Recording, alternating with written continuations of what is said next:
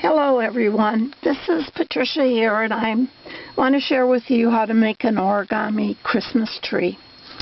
Right here I have in front of you is the sizes of the layers of the tree that you need to cut out. The one right here I have is the 3.5 by 3.5 inch.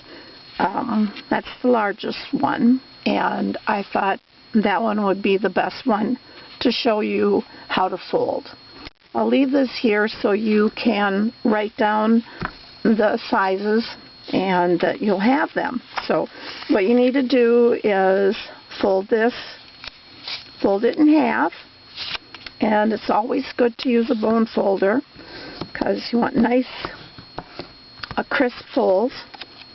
And you want to fold it then in going the other way in half. Make sure your folds are good. And okay, then open it up, and now we're going to go diagonally. And fold that diagonally, okay, and get your bone folder and pick that up, and we're going to go the other way diagonally, okay, and match your peaks, and your folded, and then open it up, and you can see you have all your folds, and here and here. Okay. Now you're going to, what I do is I just kind of push it in the centers, and what happens is it kind of just falls down, and you want that to happen. So excuse me. And I usually take my folder and crease it again, and then you'll see that there's your creases in the center, okay, and this fold, of course, has been around for a very long time. And so has this Christmas tree. It's been done by a lot of people, and I just thought I'd share it with some of the new people that haven't seen it before. It's been, like I said, around for a very long time. So you take that and fold it down the center line here, and I want to do, let's see, I want you to see what I'm doing. So I don't want my fingers in the way. And you do the same thing. I hope you can see. On the other side. And make a very nice crease. And right here, there. Right here, there. That's your basic origami fold. So let me just go over it again. Your fold here in half, here in half, diagonally, and diagonally again. And then once you do that, kind of push it together, and everything kind of folds nicely, and then you make your creases down the center, and it looks pretty much, all of the pieces will look the same, and they look like this. And you want to keep your paper thin. You don't want heavy thick paper because it's very hard to crease. I just want to share I used die cuts with a view. It's their glitter stack. I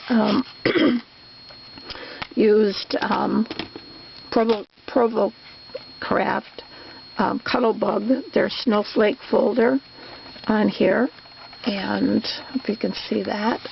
And I also used Spellbinders Floral Oval, and I cut that out also with one of the sparkly paper.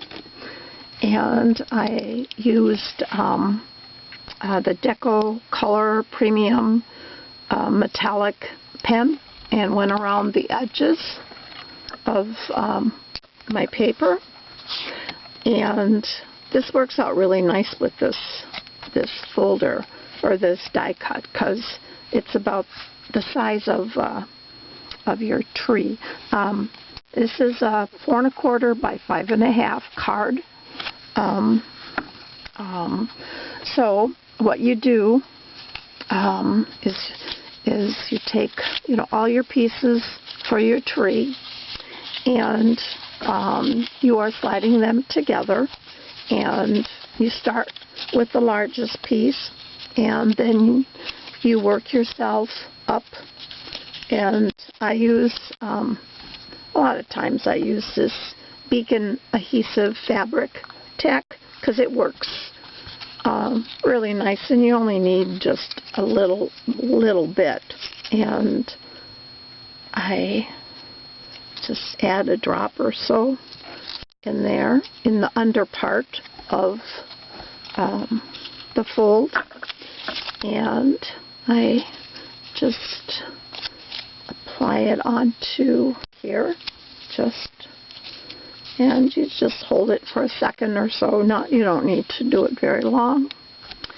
And then apply it a little bit on the other one. I sometimes dilute that. I don't sometimes. I always dilute that glue with acetone. It works. Makes it. You only need to add, I don't want to tell you, only add very little, just a little bit, because you don't want it to be runny. But I do dilute it, and it goes farther. It's really not cheap glue, but it works really well for adding your flowers and different things on your card, and it's clear, so it works very nice.